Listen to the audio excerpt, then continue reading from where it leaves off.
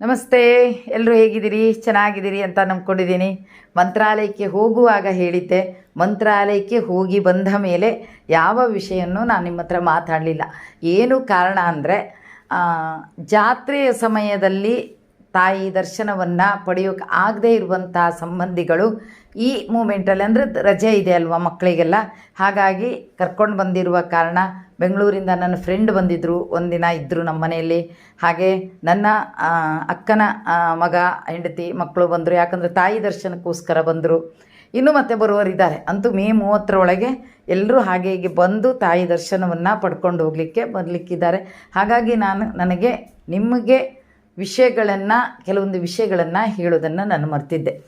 ಹಾಗಾದರೆ ನಾನು ಮಂತ್ರಾಲಯಕ್ಕೆ ಹೋಗ್ತೀನಿ. ನಾನು ಹೋಗಿರೋದಲ್ಲ, ರಾಯರು ಕರೆಸ್ಕೊಂಡಿರೋದು. ಯಾಕಂದರೆ ನಮಗೆಲ್ರಿಗೂ ಗೊತ್ತು, ನಾನು ಹೋಗ್ತೀನಿ ಅನ್ನೋದು ಮಾತಲ್ಲ. ಇಲ್ಲಿ ರಾಯರು ನೀ ಬಾ ಅಂತ ಕರೆದು, ನಿನ್ನ ಸೇವೆ ಇಲ್ಲಿದೆ, ನನ್ನ ದರ್ಶನ ಇವತ್ತು ನಿನಗಿದೆ ಅಂತ ಅಂದರೆ ಮಾತ್ರ ನಾವು ಅಲ್ಲಿ ಹೋಗಲಿಕ್ಕೆ ಸಾಧ್ಯ.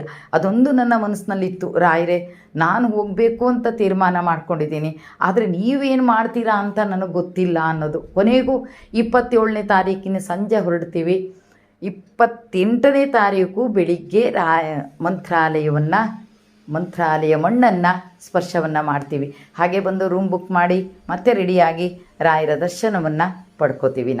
ನಮಗೆ ಹೋಗುವಂಥ ಸಂದರ್ಭದಲ್ಲಿ ನಾನು ಒಬ್ರಿಗೆ ಮೆಸೇಜ್ ಹಾಕಿದಾಗ ಅವರದು ಹೋಗಬೇಡಿ ಅನ್ನೋದನ್ನು ಹಾಕಿಬಿಟ್ರು. ಒಂಥರ ಶಾಕ್ ಆಗೋಯಿತು ನನಗೆ. ಯಾಕೆ ಅಂದಾಗ ತುಂಬ ಸೆಕೆ ಇದೆ, ಅಲ್ಲಿ ತುಂಬ ಬಿಸಿಲಿದೆ. ಹಾಗಾಗಿ ಜೂನ್ ಅಥವಾ ಜುಲೈಯಲ್ಲಿ ಹೋಗಿ, ಈಗ ಬೇಡ ಅಂತ. ಆಗ ನಾನು ಹೇಳ್ತೀನಿ, ಇಲ್ಲ ಟಿಕೆಟ್ ಬುಕ್ ಆಗೋಗಿದೆ, ಹಾಗಾಗಿ ನಾವು ಹೊರಡ್ತಾ ಇದ್ದೀವಿ. ಆಯಿತು ಹೋಗಿ ಬನ್ನಿ, ಒಳ್ಳೆಯದಾಗಲಿ, ರಾಯರು ಕರ್ಸ್ಕೋತಾ ಇದ್ದಾರೆ ನಿಮ್ಮನ್ನು, ಹೋಗಿ ಬರ್ರಿ ಅಂತ.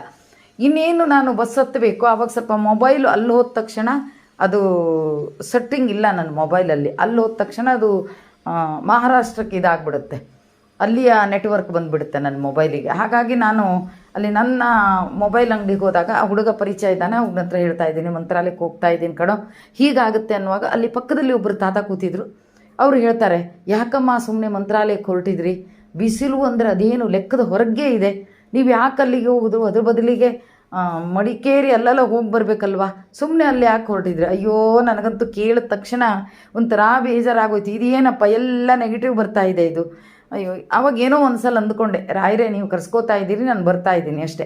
ಬಿಸಿಲು ಅಂದ ತಕ್ಷಣ ಅಲ್ಲಿ ಏನು ಭಕ್ತಾದಿಗಳು ಬರದೆ ಅಂತೂ ಇರೋಕ್ಕಂತೂ ಸಾಧ್ಯ ಇಲ್ಲ. ಅದೆಲ್ಲ ಭಕ್ತಾದಿಗಳ ಜೊತೆಗೆ ನಾವು ಅಂತ ಹೀಗೆ ಅಂದ್ಕೊಂಡು ಬಸ್ ಹತ್ತೀನಿ. ನನ್ನ ಫ್ರೆಂಡ್ ಇದ್ದಾರೆ, ನನ್ನ ಫ್ರೆಂಡಿಗೆ ಹೇಳ್ತೀನಿ. ನಾನು ಏನಂತ ಹೇಳ್ತೀನಿ ಅಂದರೆ, ಎಲ್ಲರೂ ಹೀಗೆ ಅಂತಾರೆ ಕಣೆ, ಆದರೆ ರಾಯರ ತೀರ್ಮಾನ ಬೇರೆ ಇರುತ್ತಲ್ವ. ಈಗ ಎಲ್ಲರೂ ಬಿಸಿಲಲ್ಲಿದ್ದಾರೆ, ಅಲ್ಲೆಂತೂ ಮಂತ್ರಾಲಯಕ್ಕಂತೂ ಹೋಗದೆ ಅಂತೂ ಜನ ಇರಲ್ಲ, ಇದ್ದೇ ಇರ್ತಾರೆ, ಅವ್ರ ಜೊತೆಗೆ ನಾವು ಇಬ್ಬರಲ್ವಾ ಅಂತ ಹೇಳ್ಕೊಂಡು ಹೋದೆ. ಆದರೆ ನನಗೆ ನಿಜ ಹೇಳಬೇಕು ಅಂದರೆ ನಿಮಗೆ ಆಶ್ಚರ್ಯ ಆಗುತ್ತೆ. ರಾಯರ ಒಂದು ಪವಾಡ, ನಾವು ಹೆಚ್ಚೊತ್ತು ಬಿಸಿಲಲ್ಲೇ ಇಲ್ಲ.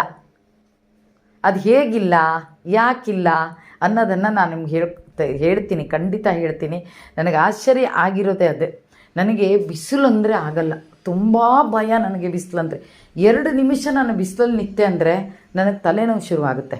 ತಲೆನೋವು ಶುರುವಾಗಿ ನಾನೇನು ಮೆಡಿಷನ್ ತೊಗೊಂಡು ಮಲಗಿದೆ ಅಂದರೆ ಅದು ಯಾವ ರೀತಿ ನಿದ್ದೆ ಅಂತ ನನಗೆ ಅದು ಹೇಳೋಕ್ಕಾಗಲ್ಲ ಬಾಯಲ್ಲಿ.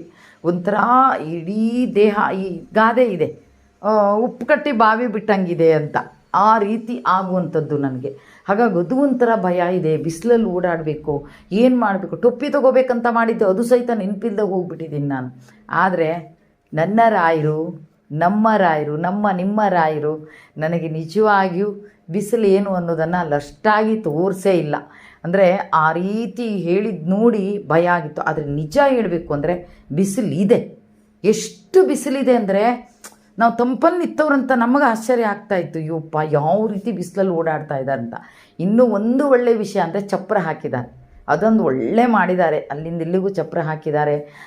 ಮಂತ್ರಾಲಯಕ್ಕೆ ಮಂಗಳವಾರ ದಿವಸ ಬೆಳಿಗ್ಗೆ ಹೊರಡ್ತೀನಿ, ಬಿಸಿಲು ಅಂತ ಇದ್ದಾರೆ. ಆದರೆ ಅಲ್ಲಿ ಯಾವ ರೀತಿ ವರಾಂಡದಲ್ಲಿ ಜನ ಮಲಗಿದ್ದಾರೆ ಅಂದರೆ ನನಗೆ ಆಶ್ಚರ್ಯ ಆಗ್ಬಿಡ್ತು. ಅಯ್ಯೋ ದೇವ್ರೇ, ಈ ರೀತಿ ಜನ ಮಲಗಿದ್ದಾರೆ, ಇವರೆಲ್ಲ ಬಿಸಿಲಿದ್ದೇ ಬಂದಿದ್ದಲ್ವಾ, ಬಿಸಿಲಂತ ಗೊತ್ತಿದ್ದೇ ಬಂದಿದ್ದಲ್ವ ರಾಯರೇ, ನಮ್ಮನ್ನು ಹೀಗೆ ಕಾಪಾಡಿಯಪ್ಪ ಅಂತ.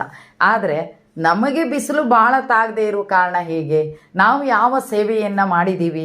ಯಾಕಂದರೆ ತುಂಬ ಜನ ಇವತ್ತು ಹೋಗ್ತೀವಿ, ಬೆಳಿಗ್ಗೆ ಹೋಗ್ತೀವಿ, ರಾಯರ ದರ್ಶನ ತಗೋತೀವಿ, ಹಾಗೆ ಪ್ರಸಾದ ಊಟ ಮಾಡ್ತೀವಿ, ಹಾಗೆ ಬಿಚ್ಚಾಲೆ ಮತ್ತು ಪಂಚಮುಖಿಗೆ ಹೋಗ್ತೀವಿ, ಮತ್ತೆ ಸಂಜೆ ಬಂದು ಬಸ್ ಹತ್ತೀವಿ. ಅಷ್ಟೇ ನಮಗೆ ಗೊತ್ತಿರೋದು, ತುಂಬ ಜನರಿಗೆ ಅಷ್ಟೇ ಗೊತ್ತಿರೋದು. ಆದರೆ ಅಲ್ಲಿ ಸಹಿತ ಒಂದೇ ದಿನವೂ ಸಹಿತ ನೀವು ಮಾಡುವಂಥ ಸೇವೆಗಳಿದೆ. ಅಂದರೆ ಪರಿಮಳ ಪ್ರಸಾದವನ್ನು ಕಟ್ಟುವುದನ್ನು ಬಿಟ್ಟು ನೀವು 5 ಪೈಸೆ ಖರ್ಚು ಮಾಡದೇನೆ ನಿಮಗೆ ಅಲ್ಲಿ ಸೇವೆ ಭಾಗ್ಯ ಸಿಗುತ್ತೆ.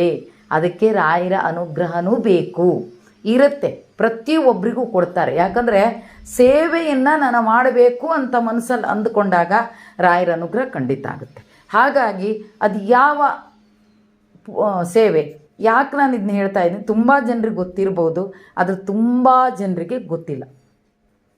ಯಾಕೆ ಗೊತ್ತಿಲ್ಲ ಅಂತ ಕೇಳ್ತೀರಾ, ನಾನು ಅಲ್ಲೇ ಇದ್ದಾಗಲೇ ತುಂಬ ಜನ, ನಾವು ಬ್ಯಾಚ್ ಹಾಕಿ ನಿಂತದ್ದು ನೋಡಿ ತುಂಬ ಜನ ಬಂದು ನಮ್ಮ ಹತ್ರ ವಿಚಾರಿಸೋರು, ನನ್ನ ಹತ್ರ ವಿಚಾರಿಸ್ತಾರೆ, ನನ್ನ ಫ್ರೆಂಡ್ ಹತ್ರ ವಿಚಾರಿಸ್ತಾರೆ, ಇದು ನೀವು ಬ್ಯಾಚ್ ಹಾಕ್ಕೊಂಡಿದ್ರಲ್ವಾ, ಏನು ಕೆಲಸ ಮಾಡ್ತೀರಿ, ಇದು ಮಾಡೋಕ್ಕೇನು. ಒಬ್ಬರಂತೂ ನನ್ನ ಹತ್ರ ತುಂಬ ವರ್ಷ ಆಯ್ತಮ್ಮ ನಾನು ಬರೋಕ್ಕೆ ಶುರು ಮಾಡಿ, ನನಗೆ ಗೊತ್ತಿಲ್ಲಮ್ಮ ಈ ಬ್ಯಾಚ್ ಹಾಕ್ಕೊಂಡು ಕೆಲಸ ಮಾಡ್ತಾರೆ ಅಂದರೆ. ಅವ್ರು ಏನು ಅಂದ್ಕೊಂಡಿದ್ದಂದರೆ ನಿಯಮಿತವಾಗಿ ಕೆಲವರಿಗೆ ಮಾತ್ರ ಸಿಗುತ್ತೆ ಅಂತ ಅಂದ್ಕೊಂಡಿದ್ದೆ. ನಾನು ಹೇಳಿದೆ ಇಲ್ಲ, ರಾಯರ ಅನುಗ್ರಹ ಒಂದು ಇದೆ ಅಂತಾದರೆ, ಮನಸ್ಸಲ್ಲಿ ಸೇವೆಯನ್ನು ಮಾಡಬೇಕು ಅನ್ನೋ ಮನೋಭಾವನೆ ಒಂದಿದೆ ಅಂತಾದರೆ ನಿಮಗೆ ಖಂಡಿತವಾಗಿಯೂ ಎಲ್ರಿಗೂ ಸೇವೆ ಮಾಡುವಂಥ ಭಾಗ್ಯ ಸಿಗುತ್ತೆ. ಇಷ್ಟು ಹೊತ್ತು 2 ತಾಸು 3 ತಾಸು ಸಹಿತ ಸೇವೆಯನ್ನು ಮಾಡುವಂಥ ಭಾಗ್ಯವನ್ನು ಸಿಗುತ್ತೆ. ಆ ಸೇವೆಯನ್ನು ಹೇಗೆ ಮಾಡೋದು, ಎಲ್ಲಿ ಹೋಗಿ ಕೇಳಬೇಕು, ಅದಕ್ಕೆ ಏನೇನು ಬೇಕು ಅನ್ನೋ ಬಗ್ಗೆ ನಾನು ಇನ್ನೊಂದು ವಿಡಿಯೋದಲ್ಲಿ ಖಂಡಿತವಾಗಿಯೂ ಹೇಳ್ತೀನಿ. ನನ್ನ ರಾಯರು ಹೇಗೆ ನನಗೆ ಬಿಸಿಲು ಇಲ್ಲದ ಹಾಗೆ ನಮ್ಮನ್ನು ಕಾಪಾಡಿಕೊಂಡಿದ್ರು, ಪ್ರತಿಯೊಂದು ಹೆಜ್ಜೆಯಲ್ಲೂ ಕಾಪಾಡಿದರು ರಾಯರು ನಮ್ಮನ್ನು. ಪ್ರತಿಯೊಂದು ಹೆಜ್ಜೆಯಲ್ಲೂ ಪ್ರತಿಯೊಬ್ಬರನ್ನ ರಾಯರು ಕಾಪಾಡ್ತಾರೆ. ನನ್ನ ಫ್ರೆಂಡಿನ ಒಬ್ಬರನ್ನೇ ಅಲ್ಲ, ಪ್ರತಿಯೊಬ್ಬರನ್ನ ರಾಯರು ಕಾಪಾಡ್ತಾರೆ. ಆದರೆ ನನ್ನನ್ನೇ ಅಂತ ಯೋಚನೆ ಮಾಡಿ ನೋಡಿದಾಗ ಅದೊಂಥರ ಖುಷಿ ಅನುಭವ, ಅದೊಂಥರ ರಾಯರ ಪವಾಡ ಅಂತ ಅನಿಸುತ್ತೆ ಅಲ್ವಾ. ಹಾಗಾಗಿ ನಾನು ಏನಾಯಿತು ಎಂತ ಆಯಿತು ಅನ್ನೋ ಬಗ್ಗೆ ಸಹಿತ ನಾನು ಮುಂದೆ ಎಲ್ಲ ವಿಡಿಯೋದಲ್ಲಿ ನಿಮ್ಗೆ ಹೇಳ್ತಾ ಬರ್ತೀನಿ. ಜೊತೆಗೆ ಇನ್ನೊಂದು ವಿಷಯ ಅಂದರೆ, ತುಂಬ ಖುಷಿಯಾಗಿರೋದು, ನಾನು ಮಂತ್ರಾಲಯಕ್ಕೆ ಹೋದಾಗ, ನನಗೆ ಹಿಂದೆ ಒಮ್ಮೆ ಹೋದಾಗ ಚಿಕ್ಕಮಗಳೂರಿನ ದಂಪತಿಗಳು ಸಿಕ್ಕಿದ್ರು. ಈ ಸಲ ಹೋದಾಗ ಬೆಂಗಳೂರಿನ ನನ್ನ ಆತ್ಮೀಯರಾದವರು ಗಂಡ ಹೆಂಡತಿ ಇಬ್ಬರು ಸಿಗ್ತಾರೆ. ಗ್ರೂಪಲ್ಲಿ ಈಗಾಗಲೇ ಹಾಕಿದ್ದಾರೆ ಅವರು. ನನ್ನನ್ನು ಗುರ್ತಿಡಿದಂಥ ರೀತಿ ನನಗಷ್ಟು ಖುಷಿ ಕೊಟ್ಟಿದೆ. ಹಾಗಾಗಿ ಅದೆಲ್ಲವನ್ನು ನಾನು ನಿಮ್ಮ ಮುಂದೆ ತರ್ತೀನಿ ಅಂತ ಹೇಳ್ತಾ ಇವತ್ತಿನ ಕಾರ್ಯಕ್ರಮವನ್ನು ಇಲ್ಲಿಗೆ ಮುಗಿಸ್ತಾ ಇದ್ದೀನಿ. ಜೈ ಹಿಂದ್, ಜೈ ಕರ್ನಾಟಕ ಮಾತೆ, ಸರ್ವೇ ಜನ ಸುಖಿನೋ ಭವ.